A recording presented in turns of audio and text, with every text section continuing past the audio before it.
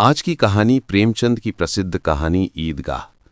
ईद की सुबह से शुरू होती है, जहां एक गरीब अनाथ बच्चा हामिद अपनी दादी अमीना के साथ ईदगाह जाने की तैयारी कर रहा है। हामिद के पास केवल 3 पैसे हैं, जिससे वो और उसके दोस्त मिठाइयाँ और खिलौने खरीदते हैं। हामिद इन क्षणभंगुर वस्तुओं की बजाय अपनी दादी के लिए एक चिमटा खरीदता है। रोटी पकाते समय उनकी दादी की उंगलियां जला लेती थीं। ये कहानी आत्मत्याग और पारिवारिक स्नेह का चित्रण करती है, जहां एक छोटा बच्चा अपनी जरूरतों पर अपनी दादी की सेवा को प्राथमिकता देता है।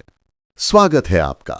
ये है साहित्य की धरोहर, जहां हम लेकर आते हैं साहित्य की अनमोल कहानियां, कविताएं और विचार। मैं हूं एनएस, आपके साथ इस अद्भुत यात्रा में। चलिए शुरू करते हैं। रमजान के पूरे 30 रोजों के बाद ईद आई है। कितना मनोहर, कितना सुहावना प्रभाव है। वृक्षों पर अजीब हरियाली है, खेतों में कुछ अजीब रौनक है, आसमान पर कुछ अजीब लालिमा है। आज का सूर्य देखो, कितना प्यारा, कितना शीतल है, यानी संसार को ईद की बधाई दे रहा है। गांव में कितनी हलचल है, ईदगाह जाने की तैयारियां हो रही हैं। किसी के कुर्ते में बटन नहीं है, पड़ोस के घर में सुई धागा लेने दौड़ा जा रहा है। किसी के जूते कड़े हो गए हैं, उनमें तेल डालने के लिए तेली के घर पर भागा जाता है। जल्दी जल्दी बैलों को सानी पानी दे दें। ईदगाह से लौटते लौटते दोपहर हो जाएगी। 3 कोस का पैदल रास्ता, फिर सैकड़ों आदमियों से मिलना भेंटना, दोपहर के पहले लौटना असंभव है। लड़के सबसे ज्यादा प्रसन्न हैं। किसी ने 1 रोजा रखा है, वो भी दोपहर तक, किसी ने वो भी नहीं, लेकिन ईदगाह जाने की खुशी उनके हिस्से की चीज है। रोजे बड़े बूढ़ों के लिए होंगे, इनके लिए तो ईद है। रोज ईद का नाम रटते थे, आज वो आ गई। अब जल्दी पड़ी है कि लोग ईदगाह क्यों नहीं चलते। इन्हें गृहस्थी की चिंताओं से क्या प्रयोजन। सेवइयों के लिए दूध और शक्कर घर में है या नहीं, इनकी बला से ये तो सेवइयां खाएंगे। वो क्या जाने कि अब्बाजान क्यों बदहवास चौधरी कायम अली के घर दौड़े जा रहे हैं। उन्हें क्या खबर कि चौधरी आंखें बदल लें तो ये सारी ईद मुहर्रम हो जाए। उनकी अपनी जेबों में तो कुबेर का धन भरा हुआ है। बार बार जेब से अपना खजाना निकालकर गिनते हैं और खुश होकर फिर रख लेते हैं। महमूद गिनता है, 1, 2, 10, 12। उसके पास 12 पैसे हैं। मोहसिन के पास 1, 2, 3, 8, 9, 15 पैसे हैं। इन्हीं अनगिनती पैसों में अनगिनती चीजें लाएंगे, खिलौने, मिठाइयां, बिगुल, गेंद और जाने क्या क्या। और सबसे ज्यादा प्रसन्न है हामिद, वो 4-5 साल का गरीब सूरत दुबला पतला लड़का, जिसका बाप गत वर्ष हैजे की भेंट हो गया और मां ना जाने क्यों पीली होती होती एक दिन मर गई। किसी को पता क्या बीमारी है, कहती तो कौन सुनने वाला था। दिल पर जो कुछ बीतती थी वो दिल में ही सहती थी, और जब ना सहा गया तो संसार से विदा हो गई। अब हामिद अपनी बूढ़ी दादी अमीना की गोद में सोता है और उतना ही प्रसन्न है। उसके अब्बा जान रुपए कमाने गए हैं, बहुत सी थैलियां लेकर आएंगे। अम्मी जान अल्लाह मियाँ के घर से उसके लिए बड़ी अच्छी अच्छी चीजें लाने गई हैं, इसलिए हामिद प्रसन्न है। आशा तो बड़ी चीज है, और फिर बच्चों की आशा, उनकी कल्पना तो राई का पर्वत बना लेती है। हामिद के पांव में जूते नहीं हैं, सिर पर एक पुरानी धुरानी टोपी है जिसका गोटा काला पड़ गया है। फिर भी वो प्रसन्न है। जब उसके अब्बा जान थैलियां और अम्मी जान नियामतें लेकर आएंगी तो वो दिल से अरमान निकाल लेगा। तब देखेगा मोहसिन, नूरे और सम्मी कहां से उतने पैसे निकालेंगे। अब हागिन अमीना अपनी कोठरी में बैठी रो रही है। आज ईद का दिन, उसके घर में दाना नहीं। आज आबिद होता तो क्या इसी तरह ईद आती और चली जाती। इस अंधकार और निराशा में वो डूबी जा रही है। किसने बुलाया था इस निगोड़ी ईद को। इस घर में उसका काम नहीं। लेकिन हामिद, उसे किसी के मरने जीने से क्या मतलब। उसके अंदर प्रकाश है, बाहर आशा। विपत्ति अपना सारा दल बल लेकर आए, हामिद की आनंद भरी चितवन उसका विध्वंस कर देगी। हामिद भीतर जाकर दादी से कहता है, तुम डरना नहीं अम्मा, मैं सबसे पहले आऊंगा, बिल्कुल न डरना। अमीना का दिल कचोट रहा है। गांव के बच्चे अपने अपने बाप के साथ जा रहे हैं। हामिद का बाप अमीना के सिवा और कौन है? उसे कैसे अकेले मेले जाने दे? उस भीड़ भाड़ से बच्चा कहीं खो जाए तो क्या हो? नहीं, अमीना उसे यूं ना जाने देगी। नन्ही सी जान, 3 कोस चलेगा कैसे? पैर में छाले पड़ जाएंगे, जूते भी तो नहीं हैं। वो थोड़ी थोड़ी दूर पर उसे गोद में ले लेती, लेकिन यहां सेवैयां कौन पकाएगा? पैसे होते तो लौटते लौटते सब सामग्री जमा करके चटपट बना लेती। यहां तो घंटों चीजें जमा करते लगेंगे। मांगे का ही तो भरोसा ठहरा। उस दिन फहीमन के कपड़े सिले थे, 8 आने पैसे मिले थे। उस अट्ठनी को ईमान की तरह बचाती चली आती थी इसी ईद के लिए। लेकिन कल ग्वालन सिर पर सवार हो गई तो क्या करती? हामिद के लिए कुछ नहीं है तो 2 पैसे का दूध तो चाहिए ही। अब तो कुल 2 आने पैसे बच रहे हैं। 3 पैसे हामिद की जेब में, 5 अमीना के बटुए में। यही तो बिसात है। और ईद का त्योहार अल्लाह ही बेड़ा पार लगावे। धोबन और नाइन और मेहतारनी और चुड़ी हारिन सभी तो आएंगी। सभी को सेवैयां चाहिए और थोड़ा किसी को आंखों नहीं लगता। किस किस से मुंह चुराएगी? और मुंह क्यों चुराए? साल भर का त्योहार है। जिंदगी खैरियत से रहे, उनकी तकदीर भी तो उसी के साथ है। बच्चे को खुदा सलामत रखे, ये दिन भी कट जाएंगे। गांव से मेला चला और बच्चों के साथ हामिद भी जा रहा था। कभी सब के सब दौड़कर आगे निकल जाते, फिर किसी पेड़ के नीचे खड़े होकर साथ वालों का इंतजार करते। ये लोग क्यों इतना धीरे धीरे चल रहे हैं? हामिद के पैरों में तो जैसे पर लग गए हैं। वो कभी थक सकता है? शहर का दामन आ गया। सड़क के दोनों ओर अमीरों के बागीचे हैं। पक्की 4 दीवारी बनी हुई है। पेड़ों में आम और लीचियां लगी हुई हैं।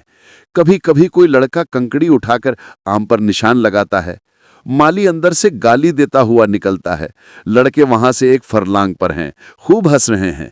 माली को कैसा उल्लू बनाया है। बड़ी बड़ी इमारतें आने लगीं। ये अदालत है, ये कॉलेज है, ये क्लब घर है। इतने बड़े कॉलेज में कितने लड़के पढ़ते होंगे? सब लड़के नहीं हैं जी, बड़े बड़े आदमी हैं सच। उनकी बड़ी बड़ी मूछें हैं। इतने बड़े हो गए अभी तक पढ़ने जाते हैं। ना जाने कब तक पढ़ेंगे और क्या करेंगे इतना पढ़कर। हामिद के मदरसे में 2-3 बड़े बड़े लड़के हैं, बिल्कुल 3 कौड़ी के, रोज मार खाते हैं, काम से जी चुराने वाले। इस जगह भी उसी तरह के लोग होंगे और क्या। क्लब घर में जादू होता है।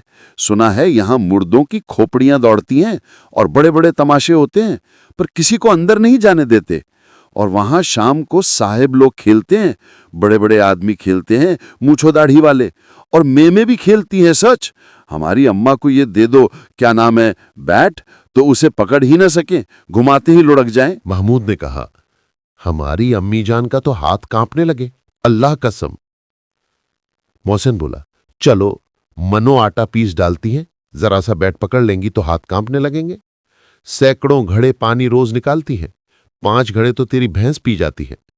किसी मेम को 1 घड़ा पानी भरना पड़े तो आंखों तले अंधेरा आ जाए।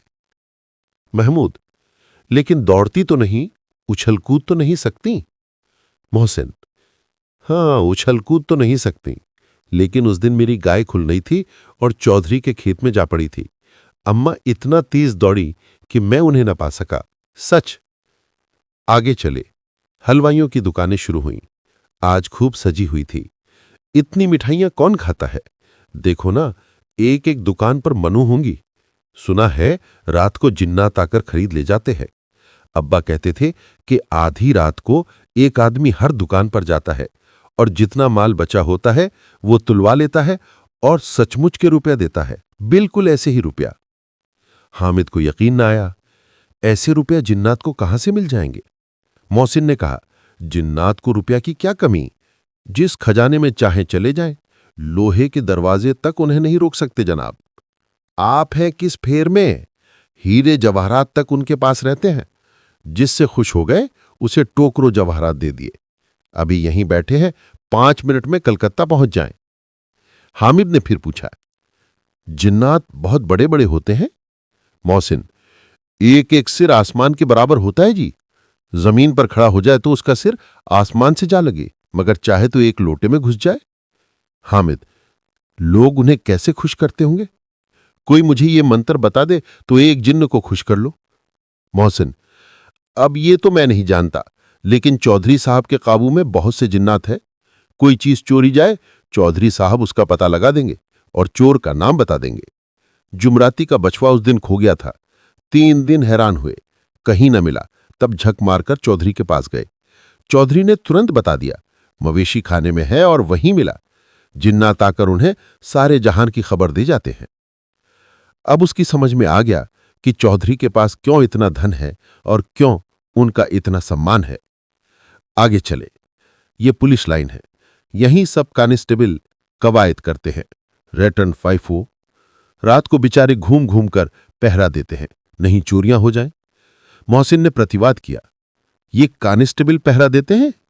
तभी तुम बहुत जानते हो अजी हजरत, ये चोरी करते हैं। शहर के जितने चोर डाकू हैं सब इनसे मिले रहते हैं। रात को ये लोग चोरों से तो कहते हैं चोरी करो, और आप दूसरे मोहल्ले में जाकर जागते रहो पुकारते हैं। तभी इन लोगों के पास इतने रुपए आते हैं। मेरे मामू एक थाने में कांस्टेबल हैं, 20 रुपया महीना पाते हैं, लेकिन 50 रुपया घर भेजते हैं। अल्लाह कसम, मैंने एक बार पूछा था कि मामू आप इतने रुपया कहां से पाते हैं? हंसकर कहने लगे, बेटा अल्लाह देता है। फिर आप ही बोले, हम लोग चाहें तो एक दिन में लाखों मार लाएं। हम तो इतना ही लेते हैं जिसमें अपनी बदनामी ना हो और नौकरी ना चली जाए। हामिद ने पूछा, ये लोग चोरी करवाते हैं तो कोई इन्हें पकड़ता नहीं? मोहसिन उसकी नादानी पर दया दिखाकर बोला, अरे पगल, इन्हें कौन पकड़ेगा? पकड़ने वाले तो ये लोग खुद हैं। लेकिन अल्लाह इन्हें सजा भी खूब देता है। हराम का माल हराम में जाता है। थोड़े ही दिन हुए, मामू के घर में आग लग गई। सारी लेई पूंजी जल गई, एक बर्तन तक न बचा। कई दिन पेड़ के नीचे सोए। अल्लाह कसम, पेड़ के नीचे। फिर न जाने कहां से 100 कर्ज लाए तो बर्तन भांडे आए। हामिद, 100 तो 85 ज्यादा होते हैं। कहां 50, कहां 100? 50 एक थैली भर होता है, 100 तो 2 थैलियों में भी ना आए। अब बस्ती घनी होने लगी। ईदगाह जाने वालों की टोलियां नजर आने लगी, एक से एक भड़कीली वस्त्र पहने हुए। कोई एक के तांगे पर सवार, कोई मोटर पर। सभी इत्र में बसे, सभी के दिलों में उमंग। ग्रामीणों का ये छोटा सा दल अपनी विपन्नता से बेखबर संतोष और धैर्य में मगन चला जा रहा था। बच्चों के लिए नगर की सभी चीजें अनोखी थी। जिस चीज की ओर ताकते ताकते ही रह जाते और पीछे से बार बार हार्न की आवाज होने पर भी न चेतते। हामिद तो मोटर के नीचे जाते जाते बचा। सहसा ईदगाह नजर आई। ऊपर इमली के घने वृक्षों की छाया है, नीचे पक्का फर्श है जिस पर जाजम बिछा हुआ है, और रोजेदारों की पंक्तियां एक के पीछे एक न जाने कहां तक चली गई हैं। पक्की जगत के नीचे तक, जहां जाजम भी नहीं है। नए आने वाले आकर पीछे की कतार में खड़े हो जाते हैं। आगे जगह नहीं है। यहां कोई धन और पद नहीं देखता। इस्लाम की निगाह में सब बराबर हैं। इन ग्रामीणों ने भी वजू किया और पिछली पंक्ति में खड़े हो गए। कितना सुंदर संचालन है, कितनी सुंदर व्यवस्था। लाखों सिर एक साथ सिजदे में झुक जाते हैं, फिर सबके सब एक साथ खड़े हो जाते हैं, एक साथ झुकते हैं और एक साथ घुटनों के बल बैठ जाते हैं। कई बार यही क्रिया होती है, जैसे बिजली की लाखों बत्तियां एक साथ प्रदीप्त हो और एक साथ बुझ जाएं, और यही क्रम चलता रहा। कितना अपूर्व दृश्य था, जिसकी सामूहिक क्रियाएं विस्तार और अनंतता हृदय को श्रद्धा, गर्व और आत्मानंद से भर देती थी। मानो भ्रातृत्व का एक सूत्र इन समस्त आत्माओं को एक लड़ी में पिरोए हुए है। नमाज खत्म हो गई है, लोग आपस में गले मिल रहे हैं। तब मिठाई और खिलौने की दुकान पर धावा होता है। ग्रामीणों का ये दल इस विषय में बालकों से कम उत्साही नहीं है। ये देखो, हिंडोला है, 1 पैसा देकर चढ़ जाओ। कभी आसमान पर जाते हुए मालूम होंगे, कभी जमीन पर गिरते हुए। ये चरखी है, लकड़ी के हाथी, घोड़े, ऊंट छड़ों में लटके हुए हैं। 1 पैसा देकर बैठ जाओ और 25 चक्करों का मजा लो। महमूद और मोहसिन और नूरे और सम्मी इन घोड़ों और ऊंटों पर बैठते हैं। हामिद दूर खड़ा है, 3 ही पैसे तो उसके पास हैं। अपने कोष का 1/3 जरा सा चक्कर खाने के लिए नहीं दे सकता। सब चरखियों से उतरते हैं, अब खिलौने लेंगे। इधर दुकानों की कतार लगी हुई है, तरह तरह के खिलौने हैं। सिपाही और गुजरिया, राजा और वकील, भिष्टी और धोबिन और साधु। वाह, कितने सुंदर खिलौने हैं। अब बोला ही चाहते हैं। महमूद सिपाही लेता है, खाकी वर्दी और लाल पगड़ी वाला, कंधे पर बंदूक रखे हुए मालूम होता है। अभी कवायद किए चला आ रहा है। मोहसिन को भिश्ती पसंद आया। कमर झुकी हुई है, ऊपर मशक रखे हुए है। मशक का मुंह एक हाथ से पकड़े हुए है। कितना प्रसन्न है, शायद कोई गीत गा रहा है। बस मशक से पानी ओढ़ेलना ही चाहता है। नूरे को वकील से प्रेम है। कैसी विद्वता है उसके मुख पर। काला चोगा, नीचे सफेद अचकन, अचकन के सामने की जेब में घड़ी, सुनहरी जंजीर, एक हाथ में कानून का पोथा लिए हुए है। मालूम होता है अभी किसी अदालत से जिराह या बहस किए चले आ रहे हैं। ये सब 2-2 पैसे के खिलौने हैं। हामिद के पास कुल 3 पैसे हैं। इतने महंगे खिलौने वो कैसे ले? खिलौना कहीं हाथ से छूट पड़े तो चूर चूर हो जाए, जरा पानी पड़े तो सारा रंग घुल जाए। ऐसे खिलौने लेकर वो क्या करेगा, किस काम के? मोहसिन कहता है, मेरा भिश्ती रोज पानी दे जाएगा सांझ सवेरे। महमूद और मेरा सिपाही घर का पहरा देगा। कोई चोर आएगा तो फौरन बंदूक से फायर कर देगा। नूरे और मेरा वकील खूब मुकदमा लड़ेगा। सम्मी और मेरी धोबिन रोज कपड़े धोएगी। हामिद खिलौनों की निंदा करता है। मिट्टी ही के तो हैं, गिरे तो चकनाचूर हो जाएं। लेकिन ललचाई हुई आंखों से खिलौनों को देख रहा है और चाहता है कि जरा देर के लिए उन्हें हाथ में ले सकता। उसके हाथ अनायास ही लपकते हैं। लेकिन लड़के इतने त्यागी नहीं होते हैं, विशेषकर जब अभी नया शौक है। हामिद ललचाता रह जाता है। खिलौने के बाद मिठाइयां आती हैं। किसी ने रेवड़ियां ली हैं, किसी ने गुलाब जामुन, किसी ने सोहन हलवा। मजे से खा रहे हैं। हामिद बिरादरी से पृथक है। अभागे के पास 3 पैसे हैं, क्यों नहीं कुछ लेकर खाता? ललचाई आंखों से सबकी ओर देखता है। मोहसिन कहता है, हामिद रेवड़ी ले जा, कितनी खुशबूदार है। हामिद को संदेह हुआ ये केवल क्रूर विनोद है, मोहसिन इतना उदार नहीं है। लेकिन ये जानकर भी वो उसके पास जाता है। मोहसिन दोने से एक रेवड़ी निकालकर हामिद की ओर बढ़ाता है। हामिद हाथ फैलाता है। मोहसिन रेवड़ी अपने मुंह में रख लेता है। महमूद, नूरे और सम्मी खूब तालियां बजा बजा कर हंसते हैं। हामिद खिसिया जाता है। मोहसिन, अच्छा अब की जरूर देंगे हामिद, अल्लाह कसम ले जाओ। हामिद, रखे रहो, क्या मेरे पास पैसे नहीं हैं? सम्मी, 3 ही पैसे तो हैं, 3 पैसे में क्या क्या लोगे? महमूद, हमसे गुलाब जामुन ले जाओ हामिद, मोहसिन बदमाश है। हामिद, मिठाई कौन बड़ी नेमत है, किताब में इसकी कितनी बुराइयां लिखी हैं। मोहसिन, लेकिन दिल में कह रहे होंगे कि मिले तो खा लें, अपने पैसे क्यों नहीं निकालते? महमूद, हम समझते हैं इसकी चालाकी, जब हमारे सारे पैसे खर्च हो जाएंगे तो हमें ललचा ललचा कर खाएगा। मिठाइयों के बाद कुछ दुकानें लोहे की चीजों की, कुछ गिलट और कुछ नकली गहनों की। लड़कों के लिए यहां कोई आकर्षण ना था, वे सब आगे बढ़ जाते हैं। हामिद लोहे की दुकान पर रुक जाता है। कई चिमटे रखे हुए थे। उसे ख्याल आया, दादी के पास चिमटा नहीं है। तवे से रोटियां उतारती हैं तो हाथ जल जाता है। अगर वो चिमटा ले जाकर दादी को दे दे तो वो कितना प्रसन्न होंगी। फिर उनकी उंगलियां कभी ना जलेंगी। घर में एक काम की चीज हो जाएगी। खिलौने से क्या फायदा, व्यर्थ में पैसे खराब होते हैं। जरा देर ही तो खुशी होती है, फिर तो खिलौने को कोई आंख उठाकर नहीं देखता। ये तो घर पहुंचते पहुंचते टूट फूट बराबर हो जाएंगे। या छोटे बच्चे जो मेले में नहीं आए हैं जिद करके ले लेंगे और तोड़ डालेंगे। चिमटा कितने काम की चीज है। रोटियां तवे से उतार लो, चूल्हे में सेंक लो।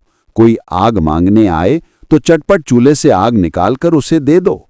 अम्मा बेचारी को कहाँ फुर्सत है कि बाजार आएं, और इतने पैसे ही कहाँ मिलते हैं। रोज हाथ जला लेती हैं। हामिद के साथी आगे बढ़ गए हैं। सबील पर सब के सब शरबत पी रहे हैं। देखो सब कितने लालची हैं। इतनी मिठाइयां लीं, मुझे किसी ने एक भी ना दी। उस पर कहते हैं मेरे साथ खेलो, मेरा ये काम करो। अब अगर किसी ने कोई काम करने को कहा तो पूछूंगा, खाएं मिठाइयां, आप मुंह सड़ेगा, फोड़े फुंसियां निकलेंगी, आप ही जबान चटोरी हो जाएगी। तब घर से पैसे चुराएंगे और मार खाएंगे। किताब में झूठी बातें थोड़े ही लिखी हैं, मेरी जबान क्यों खराब होगी। अम्मा चिमटा देखते ही दौड़कर मेरे हाथ से ले लेंगी और कहेंगी मेरा बच्चा अम्मा के लिए चिमटा लाया है, कितना अच्छा लड़का है। इन लोगों के खिलौने पर कौन इन्हें दुआएं देगा? बड़ों की दुआएं सीधे अल्लाह के दरबार में पहुंचती हैं और तुरंत सुनी जाती हैं। मेरे पास पैसे नहीं हैं, तभी तो मोहसिन और महमूद यूं मिजाज दिखाते हैं। मैं भी इनसे मिजाज दिखाऊंगा। खेलें खिलौने और खाएं मिठाइयां। मैं नहीं खेलता खिलौने, किसी को मिजाज क्यों सहूं? मैं गरीब सही, किसी से कुछ मांगने तो नहीं जाता। आखिर अब्बा जान कभी न कभी आएंगे, अम्मा भी आएंगी ही। फिर इन लोगों से पूछूंगा कितने खिलौने लोगे? एक एक को टोकरियां खिलौने दूं और दिखा दूं कि दोस्तों के साथ इस तरह का सलूक किया जाता है। ये नहीं कि एक पैसे की रेवड़ियां लीं तो चिढ़ा चिढ़ा कर खाने लगे। सब के सब खूब हंसेंगे कि हामिद ने चिमटा लिया है। हंसें मेरी बला से। उसने दुकानदार से पूछा, ये चिमटा कितने का है? दुकानदार ने उसकी ओर देखा और कोई आदमी साथ न देखकर कहा, तुम्हारे काम का नहीं है जी। बिकाऊ है कि नहीं? बिकाऊ क्यों नहीं है और यहां क्यों लाद लाए हैं? तो बताते क्यों नहीं? कै पैसे का है? 6 पैसे लगेंगे। हामिद का दिल बैठ गया। ठीक ठीक 5 पैसे लगेंगे, लेना हो लो, नहीं चलते बनो। हामिद ने कलेजा मजबूत करके कहा, 3 पैसे लोगे? ये कहता हुआ वो आगे बढ़ गया कि दुकानदार की घुड़कियां ना सुने। लेकिन दुकानदार ने घुड़कियां नहीं दी, बुलाकर चिमटा दे दिया। हामिद ने उसे इस तरह कंधे पर रखा मानो बंदूक है और शान से अकड़ता हुआ संगियों के पास आया। जरा सुने सब के सब क्या क्या आलोचनाएं करते हैं। मोहसिन ने हंसकर कहा, ये चिमटा क्यों लाया पगले? इसे क्या करेगा? हामिद ने चिमटे को जमीन पर पटक कर कहा, जरा अपना भिश्ती जमीन पर गिरा दो, सारी पसलियां चूर चूर हो जाएं बच्चों की। महमूद बोला, तो ये चिमटा कोई खिलौना है? हामिद, खिलौना क्यों नहीं है? अभी कंधे पर रखा, बंदूक हो गई, हाथ में ले लिया, फकीरों का चिमटा हो गया। चाहूं तो इससे मजीरे का काम ले सकता हूं। एक चिमटा जमा दूं तो तुम लोगों के सारे खिलौनों की जान निकल जाए। तुम्हारे खिलौने कितने ही जोर लगाए, मेरे चिमटे का बाल भी बांका नहीं कर सकते। मेरा बहादुर शीर है चिमटा। सम्मी ने खंजरी ली थी। प्रभावित होकर बोला, मेरी खंजरी से बदलोगे? 2 आने की है। हामिद ने खंजरी की ओर उपेक्षा से देखा। मेरा चिमटा चाहे तो तुम्हारी खंजरी का पेट फाड़ डाले। बस एक चमड़े की झिल्ली लगा दी, ढब ढब बोलने लगी। जरा सा पानी लग जाए तो खत्म हो जाए। मेरा बहादुर चिमटा आग में, पानी में, आंधी में, तूफान में बराबर डटा खड़ा रहेगा। चिमटे ने सभी को मोहित कर लिया। अब पैसे किसके पास धरे हैं? फिर मेले से दूर निकल आए हैं। 9 कब के बज गए हैं। धूप तेज हो रही है, घर पहुंचने की जल्दी हो रही है। बाप से जिद भी करें तो चिमटा नहीं मिल सकता। हामिद है बड़ा चालाक, इसीलिए बदमाश ने अपने पैसे बचा रखे थे। अब बालकों के 2 दल हो गए हैं। मोहसिन, महमूद, सम्मी और नूरे एक तरफ हैं, हामिद अकेला दूसरी तरफ। शास्त्रार्थ हो रहा है। सम्मी तो विधर्मी हो गया, दूसरे पक्ष से जा मिला। लेकिन मोहसिन, महमूद और नूरे भी हामिद से 1-1, 2-2 साल बड़े होने पर भी हामिद के आघातों से आतंकित हो उठे हैं। उसके पास न्याय का बल है और नीति की शक्ति। एक ओर मिट्टी है, दूसरी ओर लोहा, जो इस वक्त अपने को फौलाद कह रहा है। वह अजेय है, घातक है। अगर कोई शेर आ जाए तो मियाँ भिष्टी के छक्के छूट जाएं, मियाँ सिपाही मिट्टी की बंदूक छोड़कर भागें, वकील साहब की नानी मर जाए, चोगे में मुंह छिपाकर जमीन पर लेट जाए, मगर ये चिमटा, ये बहादुर, ये रुस्तमे हिंद लपक कर शेर की गर्दन पर सवार हो जाएगा और उसकी आंखें निकाल लेगा। मोहसिन ने एड़ी चोटी का जोर लगाकर कहा, अच्छा पानी तो नहीं भर सकता? हामिद ने चिमटे को सीधा खड़ा करके कहा, भिष्टी को एक डांट बताएगा तो दौड़ा हुआ पानी लाकर उसके द्वार पर छिड़कने लगेगा। मोहसिन परास्त हो गया, पर महमूद ने कुमुक पहुंचाई। अगर बच्चा पकड़ जाए तो अदालत में बंदे बंदे फिरेंगे, तब तो वकील साहब के पैरों पड़ेंगे। हामिद इस प्रबल तर्क का जवाब ना दे सका। उसने पूछा, हमें पकड़ने कौन आएगा? नूरे ने अकड़कर कहा, ये सिपाही बंदूक वाला। हामिद ने मुंह चिढ़ाकर कहा, ये बेचारे हम बहादुर रुस्तमे हिंद को पकड़ेंगे? अच्छा लाओ अभी जरा खुश्ती हो जाए, इसकी सूरत देखकर दूर से भागेंगे, पकड़ेंगे क्या बेचारे? मोहसिन को एक नई चोट सूझ गई। तुम्हारे चिमटे का मुंह रोज आग में जलेगा। उसने समझा था कि हामिद लाजवाब हो जाएगा, लेकिन ये बात ना हुई। हामिद ने तुरंत जवाब दिया, आग में बहादुर ही कूदते हैं जनाब। तुम्हारे ये वकील, सिपाही और भिश्ती लौंडियों की तरह घर में घुस जाएंगे। आग में कूदना वो काम है जो ये रुस्तमे हिंद ही कर सकता है। महमूद ने एक जोर लगाया। वकील साहब कुर्सी मेज पर बैठेंगे, तुम्हारा चिमटा तो बावर्ची खाने में जमीन पर पड़ा रहेगा। इस तर्क ने सम्मी और नूरे को भी सजीव कर दिया। कितने ठिकाने की बात कही है पट्टे ने। चिमटा बावर्ची खाने में पड़ा रहने के सिवा और क्या कर सकता है। हामिद को कोई फड़कता हुआ जवाब ना सूझा तो उसने धांधली शुरू कर दी। मेरा चिमटा बावर्ची खाने में नहीं रहेगा। वकील साहब कुर्सी पर बैठेंगे तो जाकर उन्हें जमीन पर पटक देगा और उनका कानून उनके पेट में डाल देगा। बात कुछ बनी नहीं, खासी गाली गलौज थी, लेकिन कानून को पेट में डालने वाली बात छा गई। ऐसी छा गई कि तीनों सूरमा मुंह ताकते रह गए, मानो कोई धेलचा कनकौआ किसी गंडे वाले कनकौए को काट गया हो। कानून मुंह से बाहर निकलने वाली चीज है, उसको पेट के अंदर डाल दिया जाना बेतुकी सी बात होने पर भी कुछ नयापन रखती है। हामिद ने मैदान मार लिया। उसका चिमटा रुस्तम हिंद है। अब इसमें मोहसिन, महमूद, नूरे, सम्मी किसी को भी आपत्ति नहीं हो सकती। विजेता को हारने वालों से जो सत्कार मिलना स्वाभाविक है वह हामिद को भी मिला। और उन्हें 3-3, 4-4 आने पैसे खर्च किए पर कोई काम की चीज ना ले सके। हामिद ने 3 पैसे में रंग जमा लिया। सच ही तो है, खिलौनों का क्या भरोसा, टूट फूट जाएंगे। हामिद का चिमटा तो बना रहेगा बरसों। संधि की शर्तें तय होने लगी। मोहसिन ने कहा, जरा अपना चिमटा दो, हम भी देखें, तुम हमारा भिष्टी लेकर देखो। महमूद और नूरे ने भी अपने अपने खिलौने पेश किए। हामिद को इन शर्तों को मानने में कोई आपत्ति ना थी। चिमटा बारी बारी से सबके हाथ में गया और उनके खिलौने बारी बारी से हामिद के हाथ में आए। कितने खूबसूरत खिलौने हैं। हामिद ने हारने वालों के आंसू पहुंचे। मैं तुम्हें चिढ़ा रहा था, सच। ये चिमटा भला इन खिलौनों की क्या बराबरी करेगा, मालूम होता है। अब बोले। लेकिन मोहसिन की पार्टी को इस दिलासे से संतोष नहीं होता। चिमटे का सिक्का खूब बैठ गया है। चिपका हुआ टिकट अब पानी से नहीं छूट रहा है। मोहसिन, लेकिन इन खिलौनों के लिए कोई हमें दुआ तो ना देगा। महमूद, दुआ को लिए फिरते हो, उल्टे मार ना पड़े। अम्मा जरूर कहेंगे कि मेले में यही मिट्टी के खिलौने मिले। हामिद को स्वीकार करना पड़ा कि खिलौनों को देखकर किसी की मां इतनी खुश नहीं होंगी जितनी दादी चिमटे को देखकर होंगी। 3 पैसे ही मैं तो उसे सब कुछ करना था और उन पैसों के इस उपयोग पर पछतावे की बिल्कुल जरूरत ना थी। फिर अब तो चिमटा रुस्तम हिंद है और सभी खिलौनों का बादशाह। रास्ते में महमूद को भूख लगी। उसके बाप ने केले खाने को दिए। महमूद ने केवल हामिद को साझी बनाया। उसके अन्य मित्र मुंह ताकते रह गए। ये उस चिमटे का प्रसाद था। 11 बजे गांव में हलचल मच गई। मेले वाले आ गए। मोहसिन की छोटी बहन ने दौड़कर भिश्ती उसके हाथ से छीन लिया और मारे खुशी के जा उछली तो मियाँ भिश्ती नीचे आ रहे और सुरलोक सिधारे। इस पर भाई बहन में मारपीट हुई। दानों खूब रोए। उनकी अम्मा ये शोर सुनकर बिगड़ी और दोनों को ऊपर से 2-2 चांटे और लगाए। मियाँ नोरे के वकील का अंत उनके प्रतिष्ठानुकूल इससे ज्यादा गौरवमय हुआ। वकील जमीन पर या ताक पर तो नहीं बैठ सकता, उसकी मर्यादा का विचार तो करना ही होगा। दीवार में खूंटियां गाड़ी गईं, उन पर लकड़ी का एक पटरा रखा गया। पटरे पर कागज का कालीन बिछाया गया। वकील साहब राजा भोज की भांति सिंहासन पर विराजे। नूरे ने उन्हें पंखा झलना शुरू किया। अदालतों में खस की टट्टियां और बिजली के पंखे रहते हैं, क्या यहां मामूली पंखा भी ना हो? कानून की गर्मी दिमाग पर चढ़ जाएगी कि नहीं? बांस का पंखा आया और नूरे हवा करने लगे।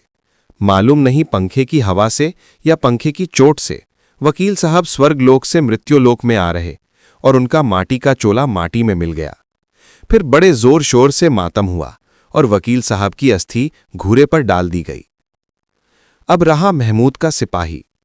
उसे चटपट गांव का पहरा देने का चार्ज मिल गया। लेकिन पुलिस का सिपाही कोई साधारण व्यक्ति तो नहीं जो अपने पैरों चले, वो पालकी पर चलेगा। एक टोकरी आई, उसमें कुछ लाल रंग के फटे पुराने चिथवे बिछाए गए जिसमें सिपाही साहब आराम से लेटे। नूरे ने ये टोकरी उठाई और अपने द्वार का चक्कर लगाने लगे। उनके दोनों छोटे भाई सिपाही की तरह छोने वाले जागते लहो पुकारते चरते हैं। मगर रात तो अंधेरी होनी चाहिए। महमूद को ठोकर लग जाती है। टोकरी उसके हाथ से छूटकर गिर पड़ती है और मियाँ सिपाही अपनी बंदूक लिए जमीन पर आ जाते हैं और उनकी एक टांग में विकार आ जाता है। महमूद को आज ज्ञात हुआ कि वो अच्छा डॉक्टर है। उसको ऐसा मरहम मिला गया है जिससे वो टूटी टांग को आनन फानन जोड़ सकता है। केवल गूलर का दूध चाहिए। गूलर का दूध आता है, टांग जवाब दे देती है। शल्यक्रिया असफल हुई, तब उसकी दूसरी टांग भी तोड़ दी जाती है। अब कम से कम एक जगह आराम से बैठ तो सकता है। एक टांग से तो न चल सकता था न बैठ सकता था। अब वो सिपाही सन्यासी हो गया है। अपनी जगह पर बैठा बैठा पहरा देता है। कभी कभी वो देवता भी बन जाता है। उसके सिर की झालरदार सांभा खुरच दिया गया है। अब उसका जितना रूपांतर चाहो कर सकते हो। कभी कभी तो उससे बांट का काम भी लिया जाता है। अब मियां हामिद का हाल सुनिए। अमीना उसकी आवाज सुनते ही दौड़ी और उसे गोद में उठाकर प्यार करने लगी। सहसा उसके हाथ में चिमटा देखकर वो चौंकी। ये चिमटा कहाँ था? मैंने मोल लिया है। के पैसे में? 3 पैसे दिए। अमीना ने छाती पीट ली। ये कैसा बेसमझ लड़का है कि दोपहर हुआ कुछ खाया न पिया। लाया क्या? चिमटा। सारे मेले में तुझे और कोई चीज न मिली जो ये लोहे का चिमटा उठा लाया? हामिद ने अपराधी भाव से कहा, तुम्हारी उंगलियां तवे से जल जाती थीं, इसलिए मैंने ऐसे लिया। बुढ़िया का क्रोध तुरंत स्नेह में बदल गया, और स्नेह भी वो नहीं जो प्रगल्भ होता है और अपनी सारी कसक शब्दों में बिखेर देता है। ये मूक स्नेह था, खूब ठोस, रस और स्वाद से भरा हुआ। बच्चे में कितना त्याग, कितना सद्भाव और कितना विवेक है। दूसरों को खिलौने लेते और मिठाई खाते देखकर इसका मन कितना ललचाया होगा। इतना जब्त इससे हुआ कैसे? वहां भी इसे अपनी बुढ़िया दादी की याद बनी रही। अमीना का मन गदगद हो गया। और अब एक बड़ी विचित्र बात हुई, हामिद के इस चिमटे से भी विचित्र। बच्चे हामिद ने बूढ़े हामिद का पाठ खेला था।